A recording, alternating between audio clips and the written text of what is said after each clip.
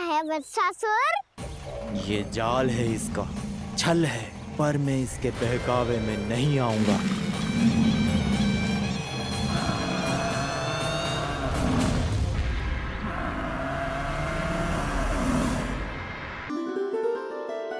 मैंने आप सबको एक बहुत आवश्यक सूचना देने के लिए बुलाओ है यहाँ।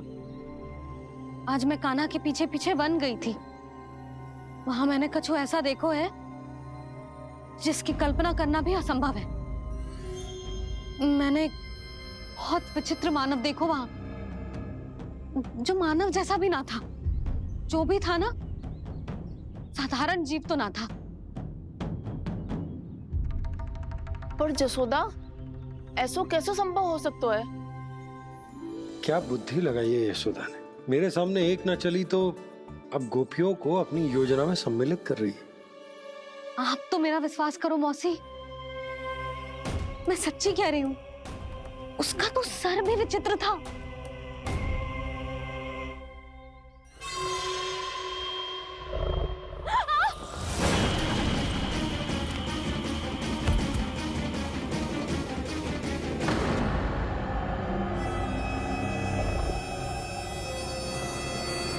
मैं असुर ना हूं रानी भाभी, मैं तो बंसी हूँ।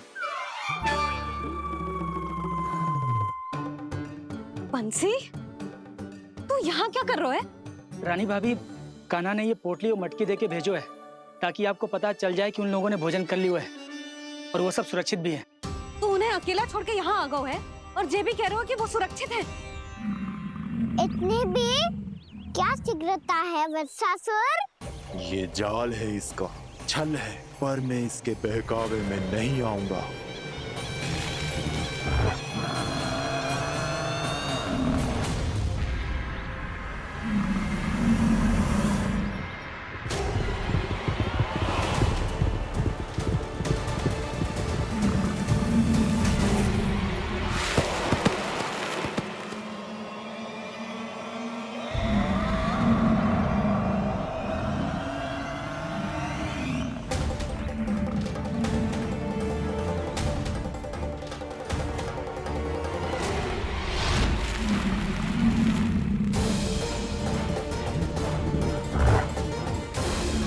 कब तक बच पाएगा तू?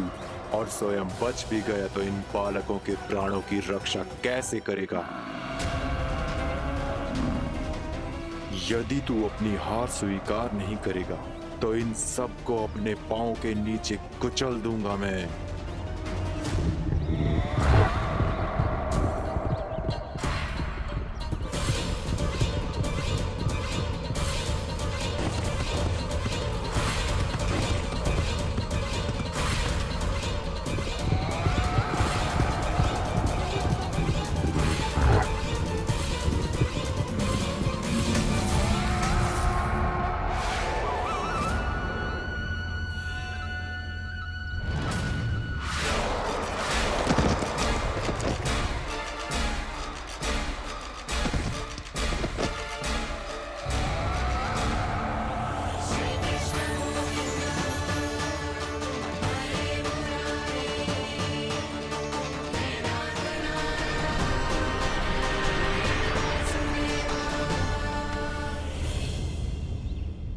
उलझन में क्यों प्रमिला? रामलीला, पर मैं तो वत्सासुर हूँ। अब हो, पर वत्स से पहले तो प्रमिला थे। माँ भली असुर। तो फिर मैं वत्सासुर कैसे बना प्रभु? एक बार तुम वहाँ ऋषि वशिष्ठ के आश्रम गए थे। यक्षों, गंधर्वों और देवताओं तक को पराजित करके जिसने अपने अधीन कर लिया, वो मुरुपुत्र प्रमिलासुर आपके द्वार पर खड़ा है। महर्षि वशिष्ठ स्वागत नहीं करेंगे। द्वार पर खड़ा व्यक्ति देवता या असुर नहीं होता है प्रमिला, वो तो बस एक अतिथि होता है और अतिथियों का स्वागत करना हमारी परंपरा है। आओ। पर वो नहीं जानते थे। अभिमान तुम्हारे विवेक को निकल चुका था। आपने हमारा स्वागत तो कर लिया महर्षि, परंतु यहाँ तो हमारे बैठने के लिए उचित स्थान तक नहीं है। हे माता नंदिनी, असुर राज के लिए आसन की व्यवस्था कीजिए।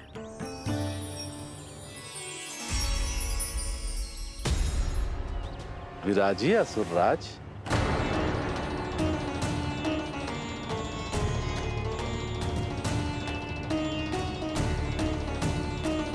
अब जब आपने मुझे बैठने के लिए कहा ही है, तो भोजन की व्यवस्था तो होनी ही चाहिए।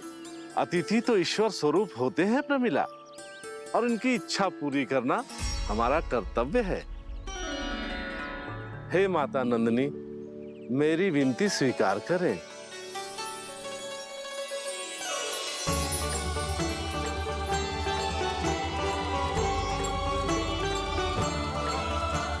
आरंभ करो प्रमिला।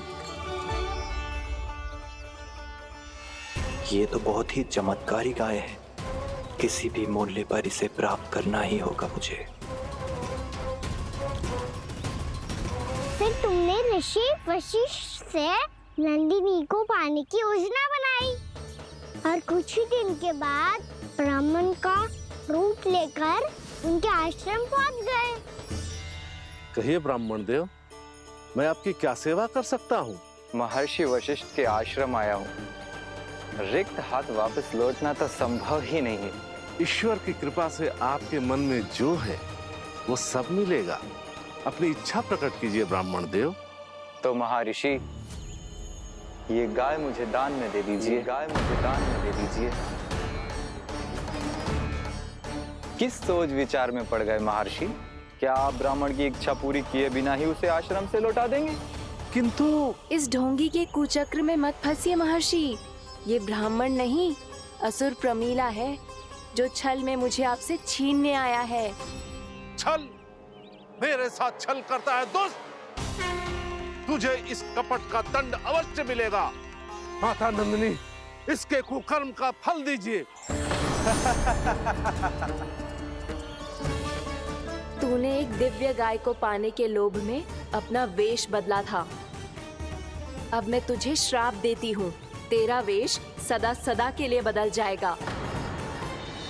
इसी क्षण से गाय का बछड़ा अर्थात वत्स बन जाएगा तू वत्सासुर। बन जाएगा तू वत्सासुर। ये क्या हो रहा है मुझे?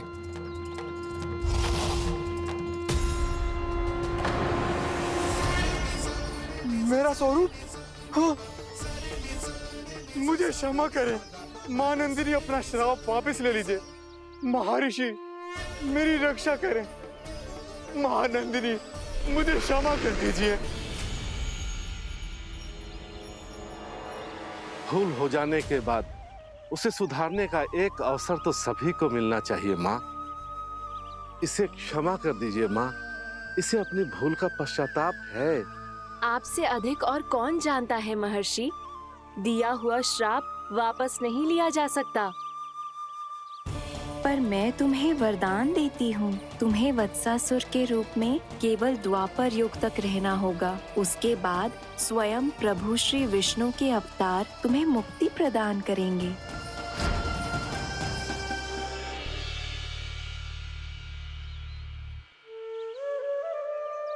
मुझ जैसे मूर्ख अभिमानी दुष्ट को भी आपने मुक्ति प्रदान की प्रभु।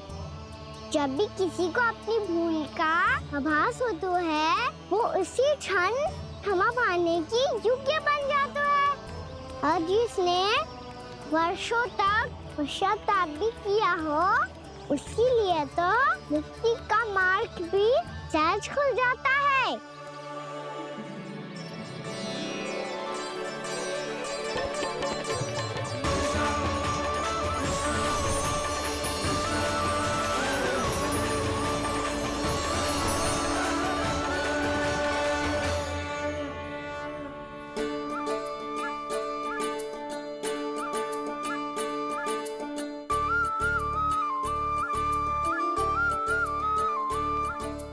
यशोदा,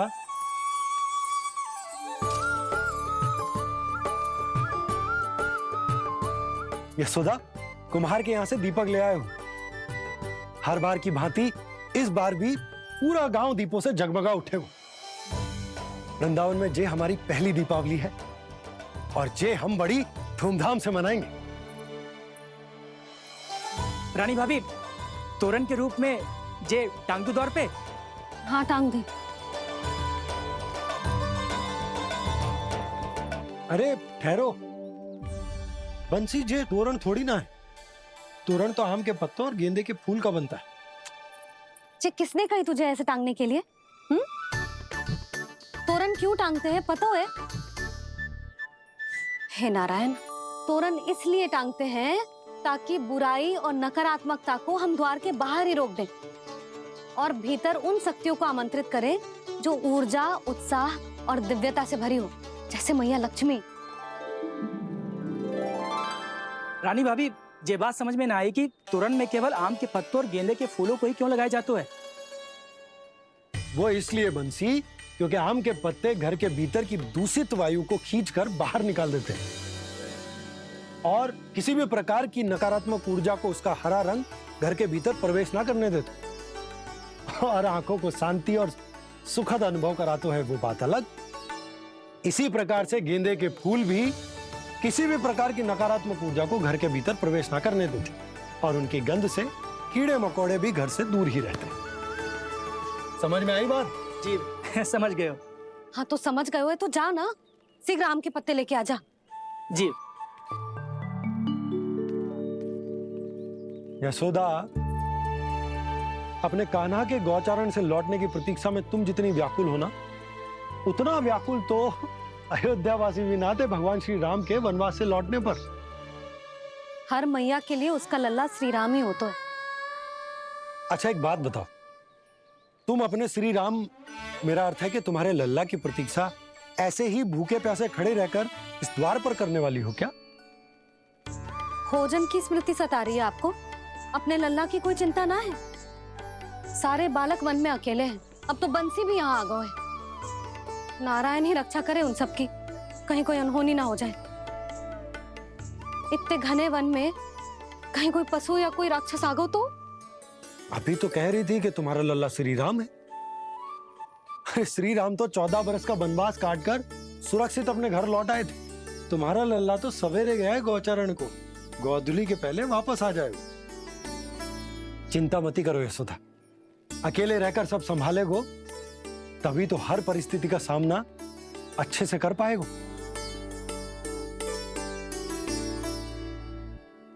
कान्हा,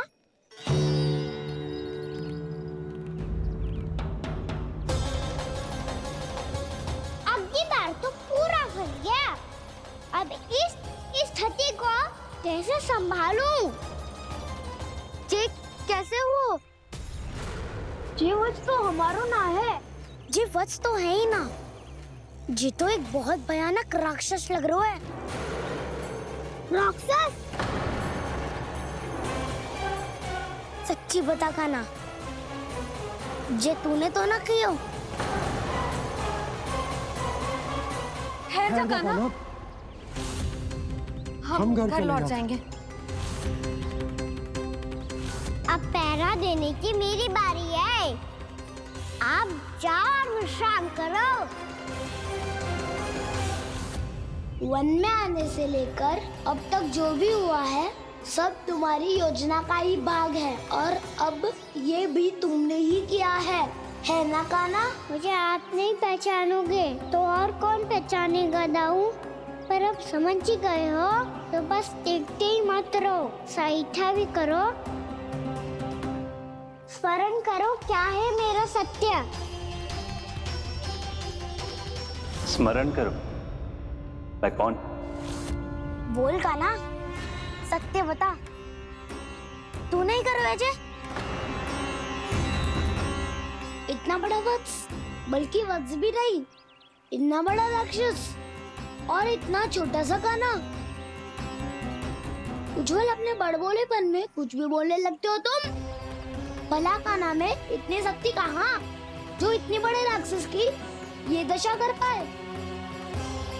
तो फिर ये किसने करो जे? ये कार्य तो बस श्री नारायण ही कर सकते हैं, है ना कान्हा?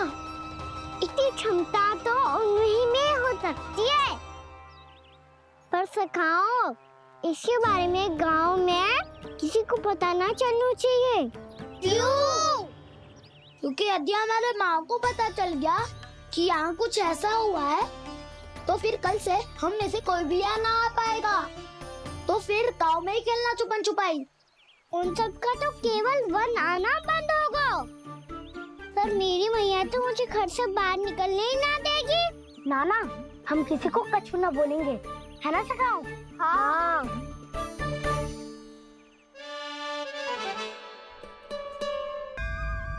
क्या होगा हो सकता? तो हाँ क्यों ना कह रहा है?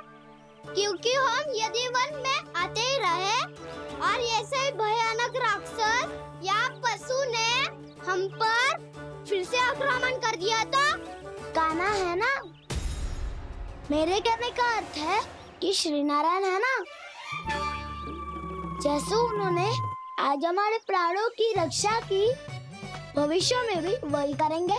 तो चलो और सारे के सारे खाद होली का समय हो गया है, वापस चलो चाहिए।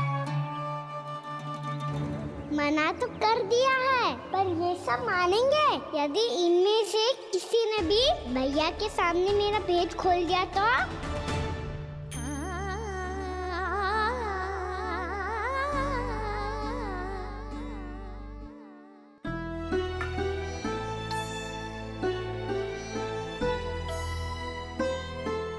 यशोदा, आओ कछु खा लो। मैं अब और प्रतीक्षा ना कर सकती, मैं जा रही हूँ। भूखी जाओगी? हाँ। और जब कान्हा पूछेगो कि मैया आपने भोजन कियो कि ना, तो क्या कहोगी? जब उसे पता चलेगो कि उसकी प्यारी मैया उसके बिना भोजन ही ना करती, तो वो स्वयं भी भोजन ना करेगो, पूरे दिन भूखा रहेगो। यही चाहती हो तुम?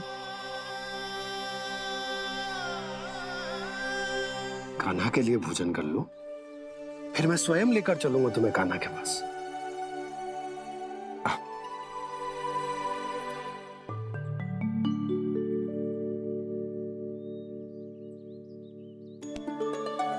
आपने कान्हा का नाम लियो है, इसीलिए खा रही हूँ।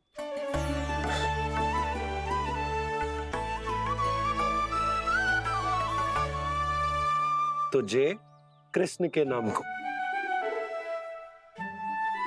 जय बात। और जय वाला यशोदा, नीलमणि के नाम का। अरे नीलमणि के नाम का मान ना रखोगी तो उसे लगेगा कि ये कृष्ण कान्हा जैसे नए नाम आ जाने से उसका पुराना नाम फीका पड़ गो। स्मरण है ना तुम्हें कि कान्हा के नामकरण से पहले नीलमणि नाम ने हमारा कितना साथ दिया? तो जे तो खाना पड़ेगा। हाँ। बस। और जे अपने नटखट मुरलीधर कान्हा के लिए।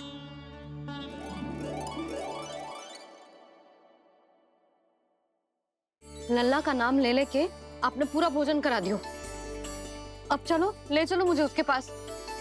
आपने कही थी ना? हाँ यशोदा, ये लो।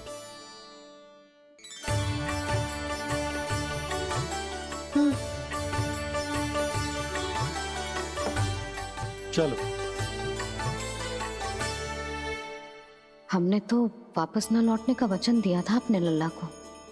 मैं तो मैया हूँ, ममता में आके अपना वचन भूल जाती हूँ, पर गोपराज तो अपने वचन के पक्के हैं।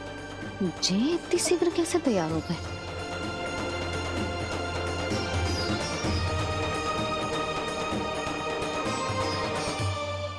मरण है ना, आज जो हुआ है उसके बारे में कोई एक शब्द भी ना बोलेगा। समझ गए? हम तो समझ गए कान्हा, और हम बताएंगे भी ना। पर इसकी मृत्यु देखकर क्या करें? यदि किसी गांव वाले ने देख लिया तो हमें तो बताने की आवश्यकता ही ना पड़ेगा। चिंता मत करो, श्री नारायण सब संभाल लेंगे। ये जहाँ से आया है वही पहुँचा देंगे इसे। वाह दाऊ, क्या सुझाव दिया है आपने?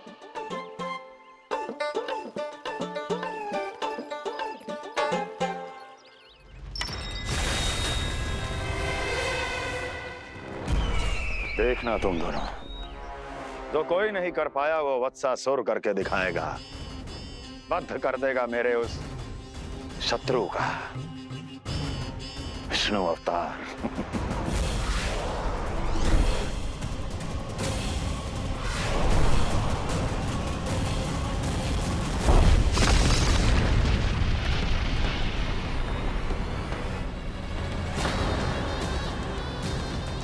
वत्सासुर! वत्सासुर! कैसे मारा उस विष्णु अवतार ने गौवंश को?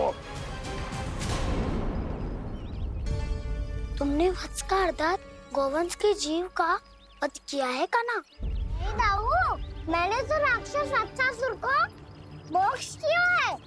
अपने कर्मों को घुमा फिरा के सही सिद्ध मत करो कान्हा। मेरी बात सुनो, मैं दाऊ हूँ तुम्हारा। वो जो भी था था तो गोवंश से ही ना। तुमसे उसकी हत्या हुई है और तुम्हें इसका प्रायश्चित करना ही चाहिए। ऐसे करूं